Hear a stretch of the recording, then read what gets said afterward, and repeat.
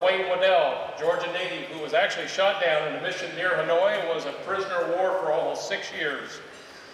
He was shot down on 5 July 1967. Wayne, please come up. We are honored to have you with us today.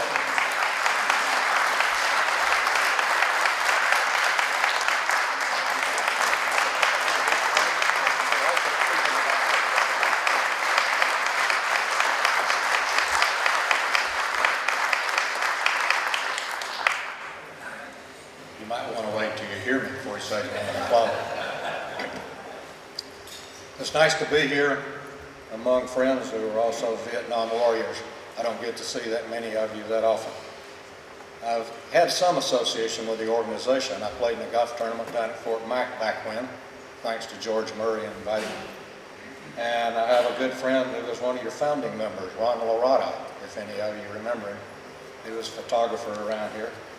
And he says that he has some pictures that he wants to send up. So I'll get some addresses before I leave. And he also wanted me to say hello to somebody if I find the names here. Walt Stoneman, Don Pardo, and Rusty Russell. Anybody?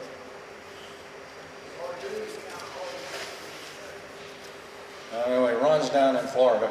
I keep in touch with him. He and his wife are doing a lot of traveling in their retirement. But anyway, the subject we're here today, I assume that you'd like to hear a little bit about my experiences over there north of the DMZ. To give you a quick background, and I grew up over here in Bremen, Georgia. Took Air Force ROTC at Georgia Tech. Was selected for flying training, but was delayed for a year going on active duty, and I worked out at Lockheed for that year. Then went in and started pilot training, primary in Bainbridge, Georgia. I advanced and got my wings in Laredo, Texas. We won the War of the Rio Grande, by the way. And then I was back to Valdosta, Georgia, checked out an F-86L all-weather interceptors. And then to Craig Air Force Base as an academic flight instructor in pilot training. Graduate School, Southern Cal, and that's where I got my assignment for Southeast Asia, F-105s. I think I volunteered for every airplane that was in the theater except the F-105.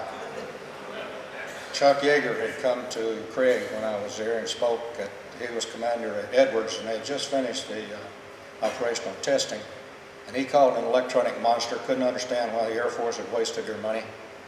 And I figured if it wasn't good enough for Chuck, I was in trouble. But I quickly learned at Nellis that it was a fine airplane by the time I got to it several years later. And truthfully, I fell in love with the airplane. And if you run into any Thud drivers, I think you'll find it's a very common feeling. It had a great record over there despite its losses. It brought people home with chunks out of the wing that you could stand up in, pieces of tail section gone. Unfortunately, my case, it took out the rear end of the airplane and it wasn't going to work anymore. And I contributed to it being called Thud. I don't have a prepared speech. What I thought I would do quickly is tell you what a typical day in jail was like. And I would encourage you to ask me questions. Specifically, I didn't have to study for this, so you can't stump me. I either know the answer or I don't, and I don't make them up. I tried that in jail and it didn't work too well. But to give you a quick background, when I left Nellis, and I'm sure you all experienced things of rules of engagement and operation. But before we go, there was a question a while ago about pilots. Anybody here Air Force or pilot flew in North Vietnam? I want to make sure that what I tell here agrees with whatever else you might have heard. But the rules of engagement were you couldn't fire on a MiG unless it fired on you first. That's a lot of smart, right? You couldn't attack a SAMSAT unless they'd launched on you. By the time I got there a month later, the rules had improved to the point you could fire on the MiG if he was in a firing position on you, which meant he was in your 6 o'clock position and your guns, are forward. another bright maneuver. You could attack a SAM site if he had locked on to you. Despite those, I flew with those rules. I flew with some of the finest guys I knew up to that time. It took a lot of effort to abide by them, but we did our best. It was a real challenge in the white knuckle training area, is what we called up there around Hanoi and Haiphong. But on my 47th mission, I was attacking a railroad siding up on the railroad, Northeast Railroad we call it, from Hanoi to China. There were two sidings, I should say. We came in and butterflied. One group, 8 airplanes went to one siding and mine went to the other. I was tailing Charlie on my side. And unfortunately, it was on top of what was probably the best gun sight in North Vietnam. It's 8,500 millimeter, and they could reach up to about 22,000 feet, and they could reach out about 12 to 15 miles. And we were right on top. They got 3 of us that day. I found out later. And as it turns out, I was the only one that came back. I was captured by militia pretty quickly. And they took me down the hill and turned me over to regular Chinese Army troops, which was kind of a surprise when they set me down in this vehicle. There's a picture of Mao Zedong and Lin Pao. And I thought, boy, my navigation wasn't that bad, surely. But I spent 24 hours with them, and in the process, I learned, as Deng Xiaoping admitted when he came to the States in the late 70s, that there were 300,000 People's Liberation Army troops running the gun sites and other logistics things all along the border up there in what we call the buffer zone, which explained why I had been briefed a couple of weeks before that if anybody went down in that area, there'd be no rescue. That was very reassuring too. But that didn't deter me. I had great plans to try to escape until they took off all my clothes. And I started looking around thinking about it. Almost 6 feet tall, light hair, freckles. I'm not going to blend in with the crowd up here very well. So after 24 hours with the Chinese, who took me around, showed me off, you know, here's your trophy, do it again. And they offered me the opportunity, if I cooperated with them, I could go to Beijing and be treated well. And if you remember at that time, Beijing was about as close as the moon, as far as I was concerned. I didn't know anybody there. And I opted to go to Hanoi. I learned later on we did have a pilot up here, had been shot down F-104 in '65. And when I met him when we came home, he confirmed I made a good choice because he spent 7.5 years all by himself. But anyway, I got the welcoming committee at the big prison in Hanoi. It was not your typical visitor center red carpet treatment. They have some little guys over there with a rope can get you to do things you did not plan to do or say before that conversation started. And I found out I wasn't nearly as big and mean and brave and tough as strong as I thought American fighter pilot ought to be. But once I got through that and accepted the fact that they ran the prison camp and I was going to have to play by their rules now, they moved me in with a Navy commander, squadron commander, A-4s, had been shot down about a week after me. And my first impression when I saw him was they put me in here so they can blame me when he dies. He was in really bad shape. And I'd been there just long enough to start feeling sorry for myself. Why am I here? What did I do wrong? Replaying everything I'd done. But Byron Fuller gave me a new look at life. And watching that guy and his determination to live helped me get my head straight and manage for the next 5.5 years. We were together for 3 months when the Vietnamese decided he could take care of himself again. And when I was moved out, he was in solitary for the next 25 months. They didn't treat senior officers very well. I was a major at the time, so I was in kind of that no man's land. They weren't sure. I went out to a camp at the edge of Hanoi called the Zoo. When the first guys moved in back in '65, I was out in the country, and they thought it was like a farm. That's what they initially named it. And there was things like the chicken coop and the stable and the barn, so on. Till one of the early guys was there, made a comment talking through the wall, the tap code I'll get in a minute, to one of his buddies. He said this is the first zoo he'd ever been in where the animals come by to look at the people. From then on, it became the zoo. And the way they looked is the doors everywhere in any of the camps had these little cutouts on them. We call them peeps. They could swing open and look in at you. And when they did, you're supposed to stand up and bow and do it. They called it saluting. In fact, I learned that the hard way. The first week or so there before I moved in with the commander, they'd come by in the morning to let me go out and bathe or get my food or something.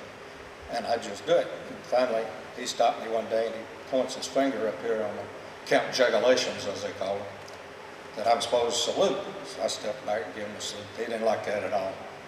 Grabbed my hair and pulled me down. You know, the classic thing that you see with the Orientals. But they apparently don't think it's demeaning like we think it is. Yeah, it took a while for most of us Yanks to get used to it. One of the nice things was right after Ho Chi Minh died, we didn't have to do it anymore. But anyway, the routine in the morning, be a gong, ringing a big metal brass shell, piece of iron, wake everybody up. You get up and listen to Hanoi, Hanoi. I don't know if how many people down south ever heard that show? I often wondered if it had much of an audience, but they had our attention because we didn't have any choice. A little box that was hung on the wall. And we'd hear about all the great accomplishments down there and killing all the Yanks and their lackeys and whomever. There's a couple of funny stories out of that I get to in a minute. If you had a good turnkey, and that's the guy we call that came around with the keys, could open the door and let you in and out in your building, you might get out and take a bath. And he'd also let you out to pick up your food twice a day. And food consisted of a bowl of what we call green weed soup. There were 4 varieties: standard green weeds, which was something between a peanut vine and a morning glory. It was actually pretty good. In fact, you can buy it back here. It's called ramon, and you saute it with some garlic. It's outstanding.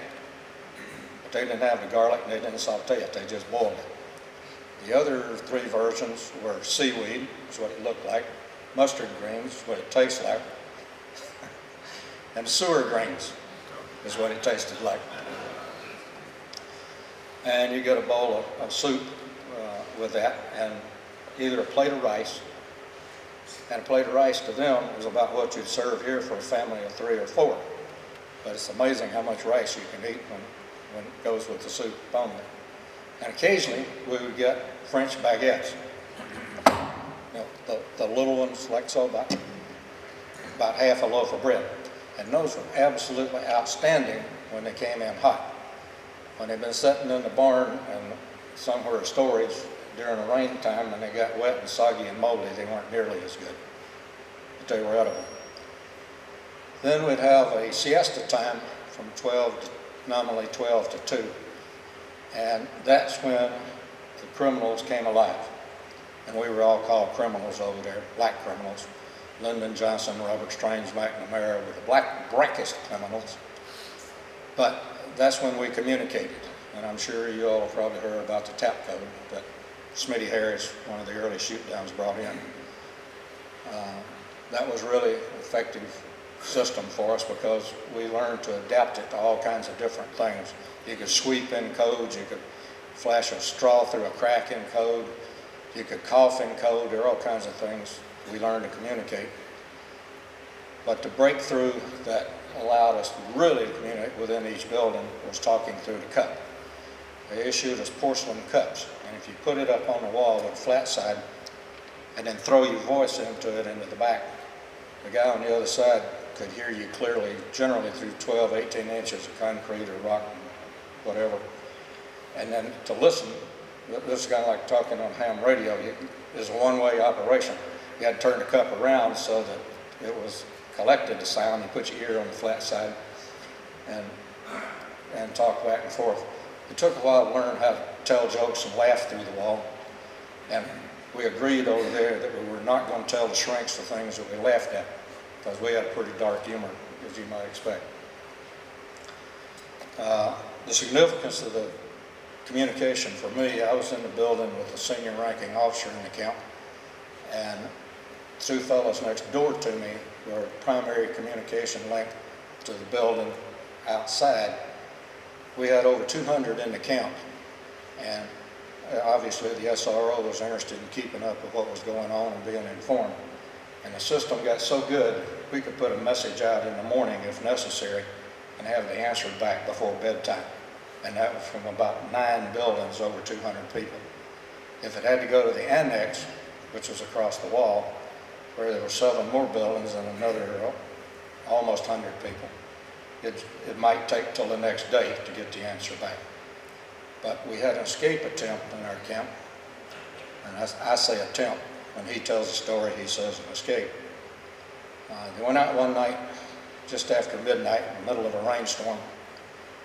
They were back before daylight, about 5 or 5:30. Maybe got 2 or 3 miles away before they got picked up and went to the police station and figured out who they were and brought them back to camp.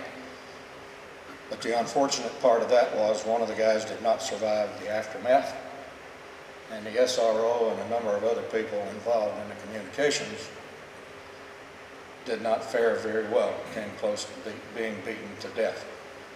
The Vietnamese could not believe that we had that good a communication system. And since we relayed things, information that came in, like who won the Super Bowl or who won the World Series, they couldn't believe that the SRO didn't know about the escape attempt and the planning, which conveniently they had kept from him so he wouldn't be vulnerable, but the Vietnamese didn't buy it. But anyway, that was the big news that happened there. We had a Cuban with us that was also operating a total submission program where he literally beat people into agreeing to do what they were told to do. And he managed to beat one of the guys into insanity. He later died as a result. And the Vietnamese realized they had let him overplay the hand, and they got rid of him. And just after those 2 events is when Ho Chi Minh died, and things started changing in the camp, and throughout all the camps really. It's when one of our guys were told that the Army took over. In fact, up to that time, the political bureau had been in charge of us, and that was why we were being used as much as possible for propaganda. And once the Army took over, we got an extra blanket, and we got socks, and we got a few other things. In fact, one of the big things we got was a multicolored towel that had 13 stripes on it. And I heard a bunch of Navy guys in here. I learned how to play AC/DC. And about, I guess a little over a year later, was anybody in here Army Special Forces? I'm sure you know, though, about the Sante raid in November of 1970. We had just been moved, a bunch of us, to a camp that was going to be compound living, where we were in a big building, about 50 odd of us, and had a big courtyard. We could get out several hours a day. And the raiders came into a camp about 7 miles away. We saw all the fireworks, heard the airplanes, didn't know what was going on for a while. Unfortunately, the guys there had been moved out into this camp a few months before. But it scared the bejesus out of the North Vietnamese. They had no idea that we would do anything, the United States would do anything like that. They pulled us all back into the big camp, the big prison downtown, which actually was the best favor that was done for us the whole time we were there, because for the first time we had all the prisoners in North Vietnam in one place, all the ones we knew about. Now, some of the guys down south were marched up about that time and came in behind us in another part of the camp that we didn't know about until we came home. But the point being is we were all there together. We found out who the real senior officers, the whole group were, established an organization called the 4th Allied POW Wing. And I bet you would not be surprised to find out that once that many Yanks got together and got organized, somebody had the idea, let's us run this camp. Big mistake.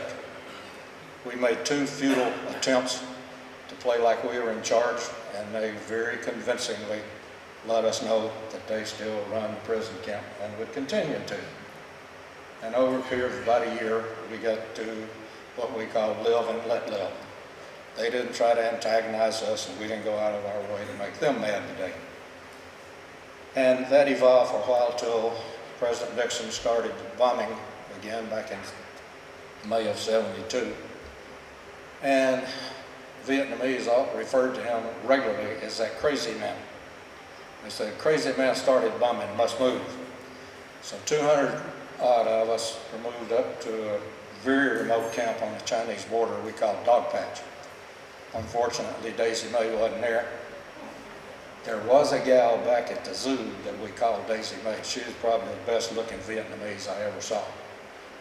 And that included even back today. She had her uniform form fitted, and it was formed a fit. Until the Vietnamese, after the escape, found out that we communicated about Daisy Mae, she got reassigned immediately. But anyway, up at Dog Patch, throughout the summer and winter of '72, and we started hearing about the possible settlement until finally in January of '73. Guards came in one morning and opened up the doors and told us to roll up, get ready to move. And we had already started figuring things out, but they moved us back to Hanoi. And en route, we stopped, and people were shuffled around and sent to different camps to set up the 4 sequential release groups. And the first group came out on January the 12th, 1973. 2 weeks later, the second group was supposed to come, but we were delayed for about 4 days while we were going through a body count. As usual, people interpreted the protocols differently. It said that sick and injured would be released first. The U.S. meant that to be first and then do the other in 4 increments. The Vietnamese interpreted it to be in the first group. So once they got all that straightened out, we came home on 4th of March. Last group came home on the 30th of March. Some of the people released down south were a day behind us. And I want to acknowledge there, while we had it tough, we thought, where we were, the guys that survived down south were in a totally different world. They had all the elements to deal with. They literally slept in bamboo cages, oftentimes fastened up, tethered, whatever you want to call it. And they got very meager rations, and in many cases they had to forage for some of the things they ate. And the survival rate down there overall was around 50%. And some of those people have conveniently been recognized with Medal of Honor and other awards, but they deserve a lot more recognition than they have gotten. I said I'd refer back in a minute. I was shot down at 4 o'clock in the afternoon on this railroad siding. 2 other airplanes. One guy waved to him in the chute. One was hanging limp. They didn't think he was alive, but they didn't come home. I was the only one. By 8 o'clock the next morning, the railroad was in operation. I know because I was there. To me, that makes the best metaphor for the Vietnam War that I can think of. 3 airplanes and 2 lives to interrupt the operation of a railroad for less than 12 hours, or a little over 12 hours. And that pretty well explains why we got so many names on that wall up in Hanoi, up in Washington, people that gave their lives. You have friends, I'm sure, that are up here like I do. But I have a feeling that most of you would agree with me, you'd go back and do it again because we thought what we were doing was right and we were there at the behest of our country. If anybody has any questions, I'll be glad to answer them. As I said, you can't stump me. I got my microphone here, I think. This one right here. Bill? How did you get information from the outside? There were a handful, I can't give you a number, but there were a handful of people that were allowed to write and receive letters almost from the get-go. In most cases, you had to pay a price of some kind. Because I was asked one time, would you like to write a letter? And I said, it'd be nice. But for most of them, to get to do it, they had to either write a letter to Senator Kennedy or Senator Fulbright or to Ho Chi Minh or to the troops down south about this illegal war or what. And I wasn't prepared to do that. But conveniently, those people did get information in their letters, like I referred to, who won the Super Bowl, who won the World Series, things like that. Pardon? Yeah.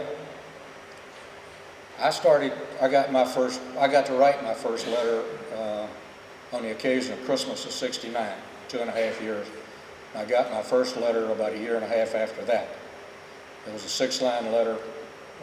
I got 2 from my wife and 1 from a birthday card from my mother in 6 years.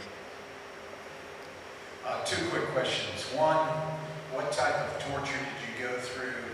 And 2, I remember last time I heard you speak, you felt that you had a premonition that you were going to make it through. And if you could just talk about those 2 things. When I got my orders, I was at Southern Cal in graduate school and I figured out that there were classified orders, by the way, that the only thing that told you what you were doing was zip code and the AFSC. And I had to look it up to find out the AFSC was 105. And that's when I thought, oh no. But somebody had been looking out for me so far for 10 years in my career, and I trusted it to still go. But when I went to survival school, I was in the 2nd class up at Spokane, and we marched through the National Forest. And I had in the course of this, a premonition that I might be shot down and captured. Every way I played the scenario, though, I was never killed. I would always survive it, but I was going to be there. So I decided to test myself, for lack of a better description. What we were allowed to take to eat and drink, I allowed myself only half of that to see if I could make it. And out of that, kind of reinforced that feeling that I would be able to make it. But then when I was shot down, I talked about the welcoming committee. The first night was fairly reasonable. This guy was pretty sharp. He was up to date on all of our activities. In fact, he was as current as I was. He asked me a question that about a policy I'd been briefed on the day before. It was top secret. He asked me why we did that. Hello? I made out like I didn't know what he was talking about. But I got through that, and I was there for a day, got something to eat and drink, and got thinking about it, that I'd really been, let this guy lead me along. And I decided I better start earning my pay. And so the next morning they came in and said, you write your autobiography. And I said, no, I'm not going to do it. And we went through that drill a little bit. And he brings in this guy, he says, the camp commander, and he orders me to. And I said, no. And the camp commander looked up and said, you'll be very sorry. And I was. The guy came in, put my hands behind me in Vietnamese handcuffs. I could scratch the back of my neck. And they just left me. And I started going numb. And after about 2 hours, I passed out. And I'd get up and find myself laying on the floor. And late that afternoon, I got to thinking, I hadn't seen another American up here now, 3 days. I may not see one for a while. This darn sure is not Hogan's Heroes. And what was really funny is, if I keep going like this, I may never play golf again. You don't think of things too logically sometimes. But anyway, the next time he asked me if I'd write out loud as hell, I'd try. And they untied me, and I didn't use my hands much for about 3 months. But they convinced me. But that was when I had the experience. Again, it reinforced that, yeah, I'm going to make it out of this. And even though times were tough, I knew that somebody up there was looking out for me. I realized that you didn't have much contact with prisoners who were held in the South. we don't know nearly as much about their stories. What did you glean about that? Were they kept in one place or individually? Or how was all that done? When were they brought north? And so whatever you know about it, I'd appreciate if you could elucidate that. Well, the first thing I mentioned, did any of you know the name Nick Rowe? Or ever read the book 5 Years to Freedom? He was one of the early, if I'm not mistaken, he was captured in '61 down in the Delta. And his book is a really good insight into what life was like down there. As you may know, he was assassinated in the Philippines in about 1990. But general statement, they were in small groups in the jungle. And without being able to prove it, I think most of them were probably in Laos or Cambodia. Because while there were a few raids by U.S. and their lackeys, they got close to them, they never really got to overrun a camp. I'm trying to think of another book, Frank Anton wrote one, it was Why Didn't You Come For Me, I think, was something like that. It was a helicopter pilot. But there was another camp that a doctor named Floyd Kirshner was in, and it had the German medical troops, the three nurses, I think it was, ladies, and 2 male nurses. He had, I forget now, either 6 or 7 people died in his arms, he said, because Vietnamese wouldn't allow him to be a doctor. They wouldn't get the medicine for him, wouldn't allow him to do things for him. But then when they decided to march him north, which was probably late '69, as I recall, it took them about a year to get up there. And about half the remainder died on that part of the trip. So yeah, it was pretty severe.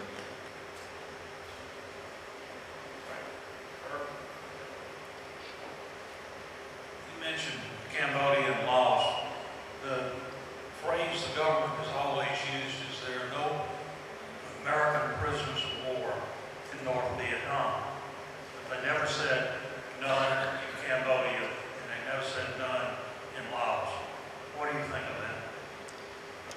Well, when I first came home, I thought there was a possibility that there could still be some people over there.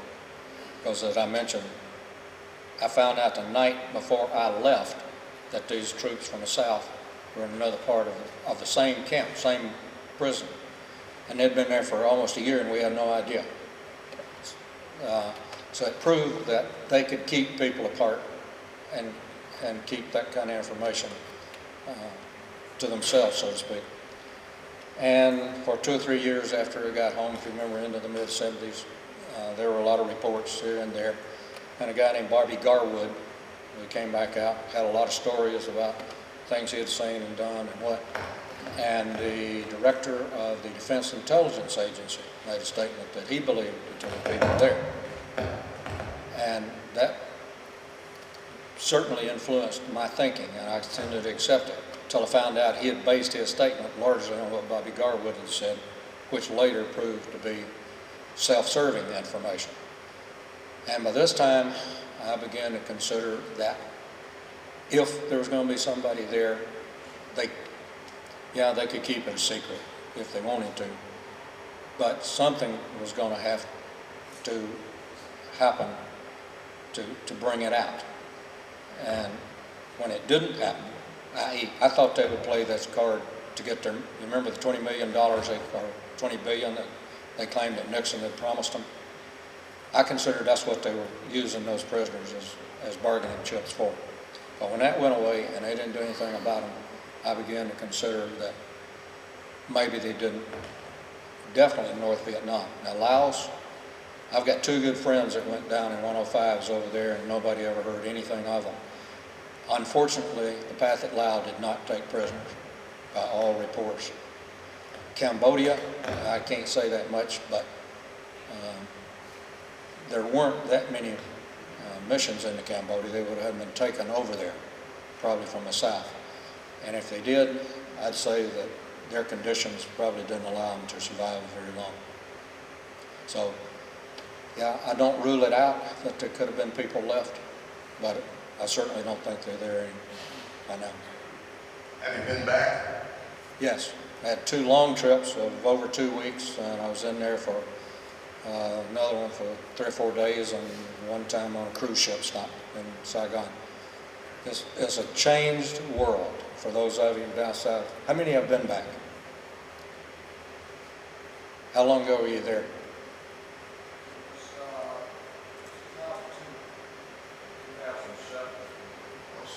Well, first time I went back was '94. I went back, took my wife and children home to see where I disrupted the family there. And it was still a communist country. People were still riding motorbikes, and there's no doubt that my hotel room was bugged. I had an encounter with one of the guys there about things that were going on. When I went back the last time 3 years ago, it was almost like daylight and dark. I got in the biggest traffic jam I think I've been in Hanoi since I was trying to get across Paris for the Paris Air Show. It made driving in Italy look like a breeze. Cars all over. I'm not talking about just routine cars. I'm talking about Cadillacs, Jaguars, Mercedes, not Cadillacs, Mercedes, Jaguars. People are doing great things, I think, over there. The first time I went back, there was a reporter and a photographer from Channel 11 here went with us and did a report. And when about 3 years later, economic trade relations, they came out and asked me what I thought about it. And I said, well, we spent a long time over there trying to give these people an opportunity to do things for themselves. Finally, I think we're doing it. And the last time I was over there, I'm convinced that we have now won their hearts and minds because they think Americans are the greatest people around. You mentioned certain ones that would die in camp. What happened to their bodies that remain, or was it just no information about those? Well, the ones up in Hanoi area, the ones that I knew about, there were 3 specifically that I knew had died downtown, and then we had another Marine when we were up at Dogpatch. Got into a serious illness. I'm not sure the diagnosis, but they were transporting him to Hanoi for treatment, and he died on the way. And all those bodies were sent back over the next 3 or 4 years. And as you know, they're still doing recovery efforts over there. And we get back maybe a half a dozen or so a year from crash sites or losses or something. Sir, were you guys aware when the B-52s finally went north? What did you think of it? Well, I was up at Dogpatch, and the way we found out about it was we didn't have the camp radio up there, by the way. In fact, we didn't even have electricity. We had little oil lamps in each of the cell rooms. But at Christmas, usually Christmas and the 4th of July, for whatever reason, I guess catering to us, they gave us pretty good meals. And we would have coffee and some other things. And one of the guys was told at Christmas the reason we didn't get coffee was because of the B-52s. And we put 4 and 4 together and came up with, and that's the way we had to interpret a lot of things. And I mentioned about Hanoi and the other things a while ago. One of the things I found amusing was one night they read a letter from the president of the Democratic Republic of Vietnam to the president of the Soviet Union, congratulating them on landing an unmanned vehicle on the surface of the moon and not endangering the life of a human being like the U.S. did last year. All right. Well, that's it, gentlemen. I want to thank you all for coming today. Great.